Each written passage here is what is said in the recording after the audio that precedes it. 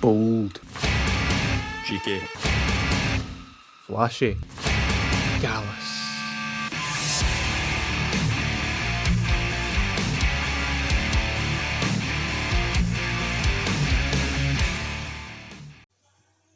Hello and welcome to this edition of OMFRU. It is the summer, or not, in Scotland, as it has rained every single day.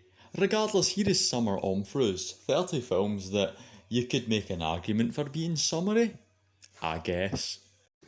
What we did in our holidays is, of course, David Tennant's finest work, because his dad's Billy Connolly and his brother's like Ben Miller, and his wife's also famous, and unfortunately her name has slipped my head. But like, you don't need much more in a film than David Tennant, Ben Miller, and Billy Connolly. This film is so funny. Myself and my father laughed at this for an amount of time that you would probably question us for. Ren always talks about how much he thought it was weird and how much he hated it. I don't understand, Renji. Why? What happened? I guess the scarring nature of Billy Connolly's death and then the kids actually burning a corpse. Maybe I think that was what she said she didn't like about it, was just weird.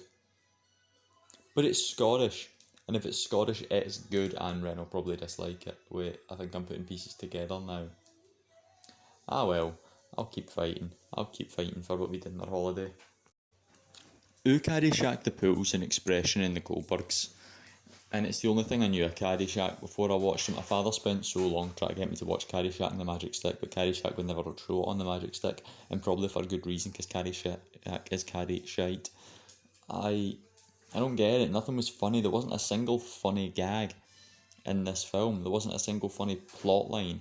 It was really, really weird. The most entertaining one was a man trying to fight a mole on a golf course. And even then, it didn't garner a single laugh from me. Caddyshack, I assume, is you had to be there in the 80s kind of film in order to find it funny, but that's not exactly the best way to do film.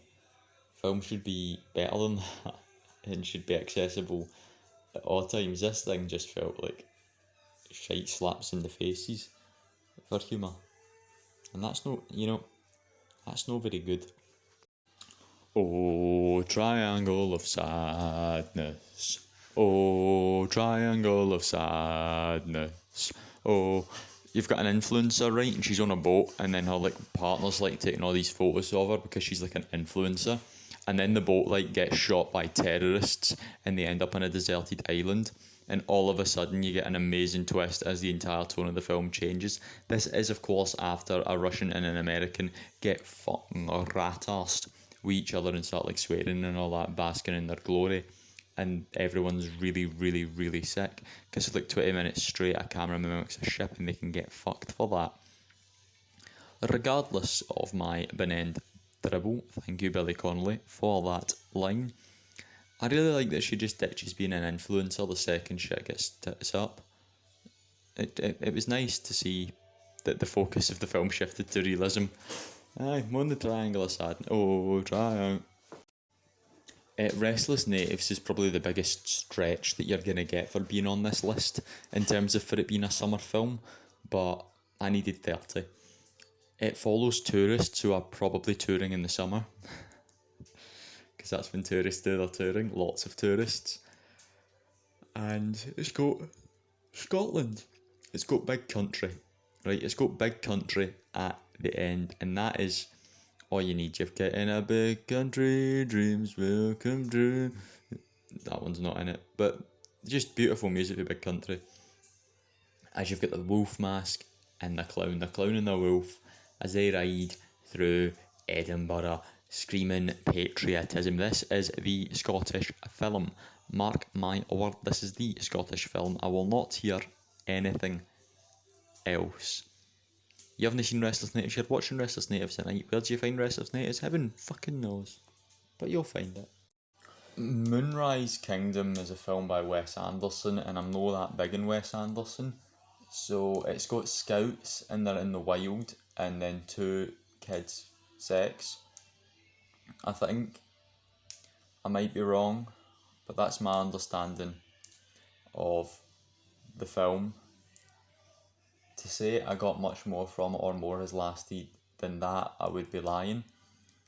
It has no direct ending I can remember. It has no beginning I can remember. Sam Rockwell is in it and he is a scout captain and he is like, I'm going to walk the scouts over here. And the scouts are like, yes, Sam Rockwell, we will walk with you.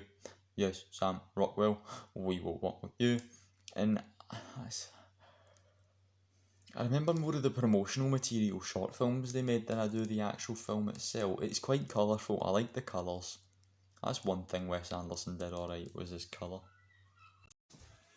My summer of love. We're back to British films, and British films doing summer in a scarily realistic, but at the same time, horrible way.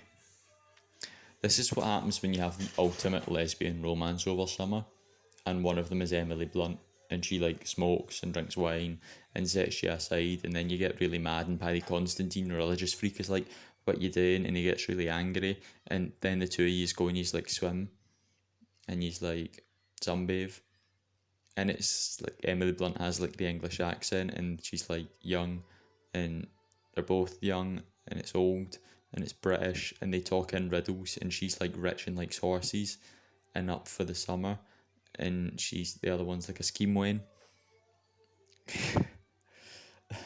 I think I absolutely butchered the description of my summer of love there, but you know what? You're not getting much better from me. That's what the film is, and it's brilliant. How to have sex? It's a question many people often ask. Some watch porn in order to get the answers. Where is this bit going? Where is this gag actually going to end? The film was released last year or this year, and it followed the story, a very realistic story, for so many groups of young girls when they go on holiday. You have a person, and they teenage girls, they go on their big girls trip to Maga or Crete or wherever they're going, and this is basically what could go wrong really quickly. This film hits all the emotional points you want it to hit, and it does it really well. It's hard to get through at points. It feels wrong and cruel and depressing. And watching the struggles of this one girl after the events that happens are truly heartbreaking. Lilo and Stitch is just fun Hawaii shit. There's a reason why Primark made a killing in Lilo and Stitch merchandise at winter and the summertime. It's just marketable. The addiction to Elvis and the amount of stuff on the beach. This is a really heartwarming story of a girl in a wee pet blue thing. Hadn't watched Lilo and Stitch. It's also got a great animation style that I'd like to see more of, even though it's an old animation style that we'll never see again. But you get the point. It's a film that I'd never seen, and Ren was like, we need to watch this now. And I was like, okay. And I was like, yeah, thank you for making me watch this. This is honestly one of the greatest animated films ever made. And if you haven't seen Lilo and Stitch, I'd advise you go to your way to watch Lilo and Stitch. And once you're done, pop to your nearest Primark and buy yourself some Lilo and Stitch socks, t-shirts, shorts, hair, bags, Crocs, and associated merchandise sold in Primark. Adventureland is a film that released, 2012ish. It's got everybody's favourite Jesse Eisenberg performance as he plays a downbeat nerd who's actually trying to be in with the cool kids, and it's like his relationship drama whilst working at the Adventureland in the States, whilst he's struggling with getting finances for college. My god, it's every American like summer film ever. Alright, cool. I enjoyed it, but I was in the particular mood to enjoy family films. If I had been in my more cynical mood, of which I quite frequently am, I would have despised Adventureland, mainly for my dislike of Jesse Eisenberg. But in the moment I watched the film, I enjoyed the little relationship drama of will they, won't they, will this guy get with what girl? Because I guess I was having a bad day. Then you watch Adventureland, it's crap. Now, I mean, what's the kind of most average holiday for somebody in Britain? You're right, it's a Beano to Blackpool. Murder in the Blackpool Express follows a bunch of people getting on a bus and going to Blackpool, and it's like a big parody of Murder on the Orient Express, and it's quite funny. I enjoyed it, although I had just had a panic attack, walked through thunder and lightning, been overworked to shit, got myself a chippy, a soaking wet chippy, and sat down and put on some random crap, and that was the some random crap I put on. Was it funny? No particularly. Did I laugh? Of course I did. What's my other thoughts on the film? Nah, I don't really have any for you. Nothing too productive. I'd recommend it if you're like British and that and recall going on a wee bus journey to Blackpool in your youth. It could instigate fond nostalgia and memories in the sort. The In-Betweeners movie. This is one of those school's out for summer and the boys, the In-Betweeners, all meet up. And you know what they do? They go on their mental lads holiday to Malia, I believe it is. And they meet four lassies and they be the In-Betweeners but abroad. I get a good kick out of the In-Betweeners movie. I think it's the funniest work the In-Betweeners did, mainly because it is like kind of moderately relatable as a teenage man who went on a mad lads, similar. I see the appeal of the other stuff the In-Betweeners did, but it was never too big on it. As I'm doing this, I've actually dismantled part of my camera in panic, put it back together. That's, I suppose, will help you with life information. There's a good bit where Simon gets naked on a beach. There's a good bit where Will gets naked on a beach. There's a good bit where a lady gets naked on a beach. There's a running theme of people just getting naked in this film and getting like body parts out.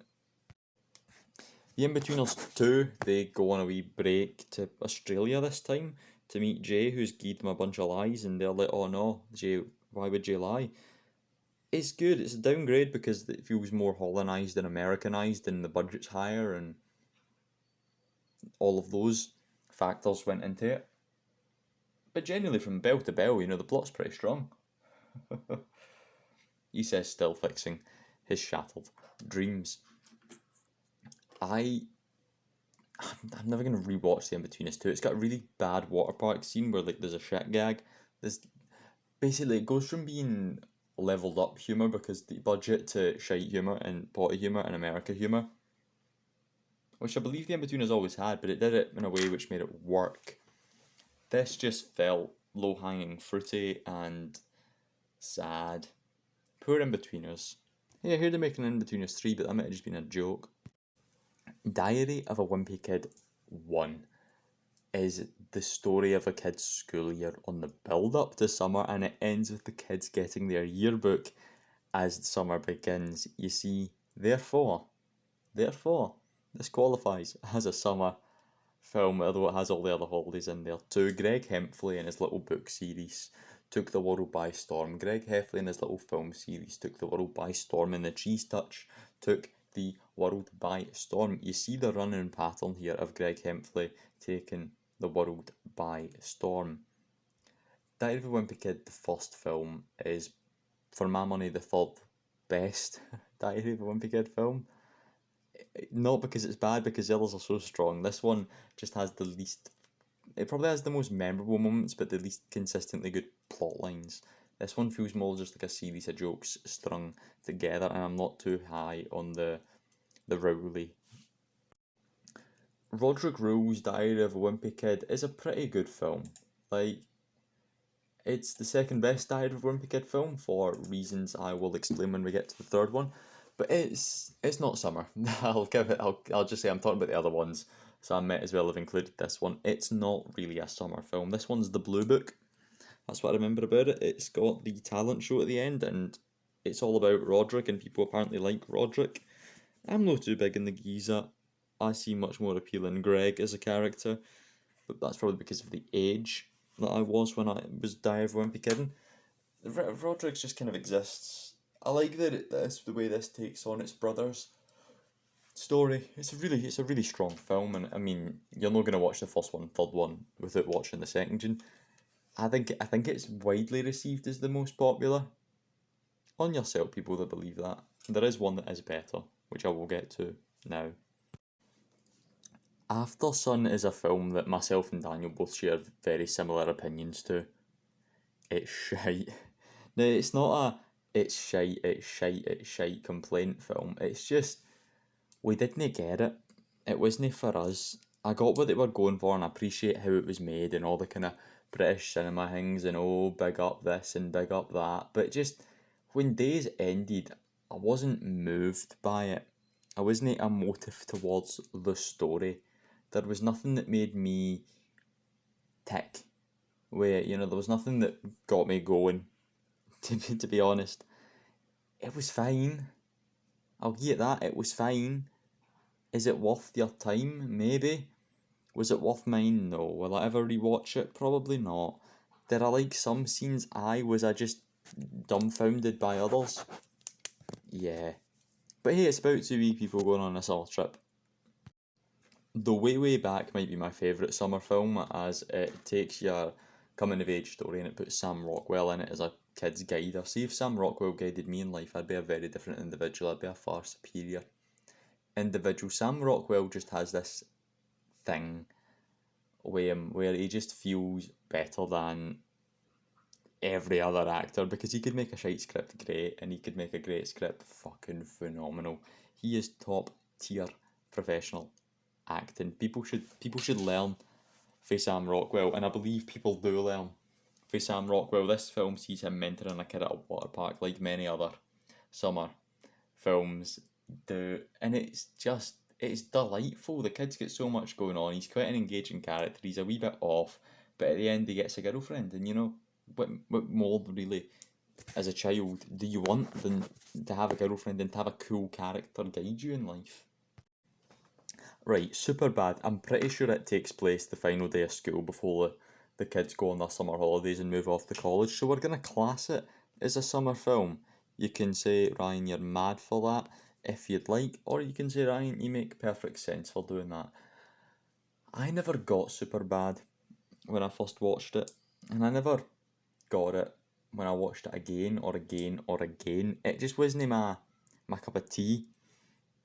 It's just not a film that I resonate with. It's not a film that I connect with in any way. If I did, I'm sure I'd be ranting and raving about how glorious the film was, but it wasn't my humour, and it's not my cast. It's got a couple of actors I don't like in Jonah Hill, Emma Stone and Michael Cera. The McLovin plotline's quite fun with the policeman. I remember liking that enough to pass, but overall, no for me, the film. No for me. I can get the appeal though if you're a freak. Sleepaway Camp is one of those camp horror films. The best kind of horror films. Oh, but summer camp, we're on our summer camp and oh, there's a murderer. I discovered the film through Dead Meat, and if I'm honest, I don't remember much bar that ending visual, which I think tells you all you need to know about the film. It feels like one of those early slasher exploitation films, and that's pretty much what it is. The ending visual though of the man lady will stick with you for quite some time, especially the strange like dissolve to colour it does, and then the freeze frame. Yeah, that's some pretty cursed imagery. I've thoroughly enjoyed it, and I'd advise you to watch Sleepaway Camp if you're into that kind of thing. But it's no great. It's not a great film, to be fair. There are better at being it, and for some reason I have chose not to talk about those ones, but mainly to mention Sleepaway Camp. Theatre Camp is another camp film. Non surprisingly, oh, we're a bunch of characters and we're going camping. We're a bunch of kikes. We do the theatre, and this is what happens when you take like a baller Instagram Bitcoin billionaire and you put him in this reality of nerds doing their acting, and you just get something a lot of fun. This film is shot like a kind of weird documentary thing, and I respect it for it. I really like this film, and I really like all of the different ways this film flows. There's just something really nice about it, and I do enjoy watching it. So take that for what you want to take that for. Is it particularly great? No. Is it funny? It's unnecessarily funny. There's some absolute belters. A wee jokes hidden away in this film, and every now and again I'm just like, oh, that was really good. On your cell team, who on your cell writers. Stunk. George Clooney and Julia Roberts made a wee romance film a few years ago together. It was called Ticket to Paradise. It featured their daughter getting married and them divorced parents having to coexist before eventually falling back in love in the story. It's just lovely. Myself and Danny went to see this at the cinema and we had an absolute beauty of a time. And see, to be fair, see the best part of this film is the fact that one of the characters is called Ren. Anyway, moving on from that, you just have romantic comedy gold. They watched it in Aerodine, and my god, Aerodine was at its peak on a Tuesday night when it was showing random crap like this. This is what you should be going to the cinema to see, everybody. This is the kind of stuff that makes you happier to be a fan of cinema. I rewatched it with my father and we both absolutely loved it. Ticket to Paradise is a great wee film. Toy Story 3, the third Toy Story, sees Andy ship himself off to college and the toys get abandoned at toy daycare, and at toy daycare most of the toys get ripped to shreds. I think this is a good film. I think this is one of the weakest Toy Stories. But Toy Story, all the Toy Story films are 5 stars in my mind, which is meaning the weakest Toy Story is actually still better than every other film in existence. If you haven't watched Toy Story, change that. Pixar are really good at their stories, and this one has a lot of great moments, such as the introduction of the Lotso Gang, such as Spanish Buzz Lightyear, such as Woody's little side plot. Absolutely adore Woody's side plot with the different owner and all their new toys and all their friends, because he escapes and he just can't do it. Like, yeah, there's a lot of emotional get-yous in these films. That's not even a sentence from McRyan, mate. There's a lot of emotional get-yous in these films, and oh, we're off to see the wizard, the wonderful Wizard of Oz. Who knows, who knows, who knows, who knows? Follow the yellow brick road. Follow the yellow brick road. Follow the yellow brick road. Are you over there? The yellow brick road. Are you over there? The yellow brick road. Follow the yellow brick road. What is your favourite road? Mine is the yellow brick road. What would have happened if Dorothy took the other roads? This bit with the flying monkeys is kind of cursed. Reading the backstory to how this film was made is kind of cursed. Poor the Wicked Witch. She got set on fire too many times. This film is not nice. This film is not enjoyable. Actually, it is quite enjoyable. It's like the big colour picture. They're all like drugs, and I really like the parallels from the old world, the dark and grey world, to the colourful bright world. That's really nice. What a simple story. What an overly complicated story. What a story that doesn't make sense. And also, Munchkins feels criminal to be like branding these small men Munchkins and like treating them like shit, and then them like treating other people like shit. Wizard of Oz is cursed. Barbie. So she is cool.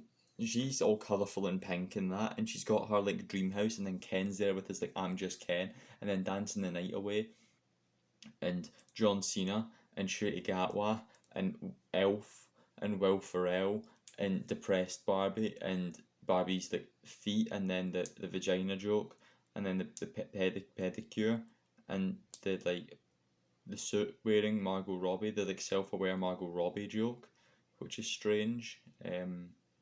The words that Ryan didn't understand, the Ruth, like Barbie boss lady, Mattel as a concept, music, Ken's favourite music, horses, the patriarchy.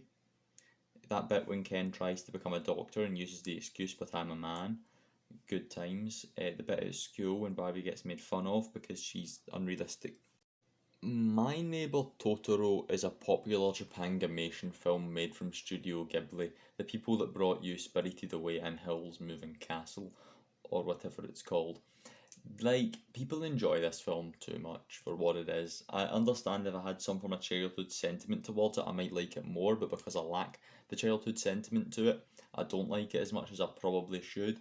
But from my outsider perspective, fuck all happens and the film ends. She befriends a bear or a Totoro, and that's about as much plot as I understood. She's really, really annoying, whiny, and quite demanding. She really wants what she wants, and she gets quite upset when she doesn't get what she wants. But I'm sitting there wishing she doesn't get what she wants, but also wanting her to get what she wants, so she just shuts up. You get my feelings in the film basically come down to I don't like the main character and think she's annoying and a little whiny brat. But other than that, Commando is by no means a film that you associate with the summer, but it is a film that I associate with the summer. You take John Matrix and you have him fight Bennett, the two most charismatic men in the history of big macho men slapping macho men, other macho men about. I watch Commando yearly, usually in the summer with a bunch of mates. The bit when he throws a pipe through him is quite good. Let off some steam. Bennett. This is the one liner. The film. Commando the musical is also really good. If you've never seen Commando the musical, I'd highly recommend you go to YouTube right now and Google Commando the music. Watch that for the 3 minutes it lasts and then come back and finish the OMFRUs. You probably won't miss anything as I'm going roaring mad. Just turn me down but turn up Commando the musical. I think might be your best bet. Holy shit, my hair is beyond a mess. I am going to go and wash my hair now before resuming with the remainder of the. The Parent Trap has a couple of Lindsay Lohans in it, and do you know what's better than one Lindsay Lohan? Two Lindsay Lohans. You take Lindsay Lohan and you multiply her by two. What do you get? You get two Lindsay Lohans. And this film sees Lindsay Lohan meet Lindsay Lohan at a camp, and then they discover like some deep-rooted family trauma history. Now I love this film for the sole reason of the first film I watched with Ren when she was my girlfriend. The night that I was like, hey, I want to like be boyfriend girlfriendy like a child. Was but I'm a cheer. No, fuck. Parent Trap. I'm reading my notes wrong, and my notes are just a list. Shit. This OMFRU has gone to yeah. Yeah, this OMFRU's gone mad in it. Much like my life. That got deep there, didn't it? That took a turn. Anyway, Parent Trap. Conspiracy. There was never one. There was only one Lindsay Lohan and her twin sister. But I'm a cheerleader. She's a cheerleader who is, of course, definitely straight, and with her boyfriend shipped up and taken away to gay conversion camp because she's suspected to be one of the gays. This film has a tone to it that makes it work. This film has a colour palette to it that makes it work and feel summery. And this film somehow is a really good feel-good film, as much as you wouldn't expect it to be, just because it is, as aforementioned, about a gay conversion camp. It runs with it. You have RuPaul say the best line I've heard RuPaul say in quite some time, which is "I too am an ex-gay," which is just superb writing, if I'm honest, and superb casting. I get a kick out of watching everything that goes on in this film, and hey, if you're not rooting for the main characters, then you're, I suppose, a sadist and homophobic. What the hell has this OMFRU turned into? The Simpsons, the movie, is on this list because they go a wee trip to Alaska. No other reason. Yeah, I understand that their Alaska trip wasn't in the summer and they were just kind of forced out because, you know, they did some bad things and Homer was up to some nuclear no goods. But this film just feels summery, and maybe it's the animation and the colour scheme of the Simpsons world. But hey, oh, let's go. It's been a hot minute since I watched the Simpsons movie, and me talking about the Simpsons movie might actually just be me trying to motivate myself to watch the Simpsons movie. Take a drink every time I say the Simpsons movie in the duration of this OMFRU, because right now you are balloted, because the Simpsons movie is a film that I could say the name of, because we of course know it's the Simpsons movie 1,800 times, and it's funny because I started off this bit not even intending to say the Simpsons movie over and over and over and over and over again, but I ended up doing it, and that basically is enough. That's enough about the Simpsons movie for now. Check out the Simpsons movie. Aye. More on the Simpsons movie. Diary of a Wimpy Kid 3, Dog Days, is the most summer of the Diary of a Wimpy Kids because, well, it takes place in summer. It's summer break, and Greg sits down and he games all day and all night. He don't play no sports, but his dad's like, no. So he goes to like the country club with Rowley, and he like tries to ship up with a girl, and then like Roderick, he sneaks him in who's trying to ship up with a girl. And it's a whole thing, and then like he goes scout camping, and this film's all about a boy's relationship with his dad, and that is a really strong link to have in a film because they're so different, and he's so hard on little Greg, but Greg's really tough on his dad.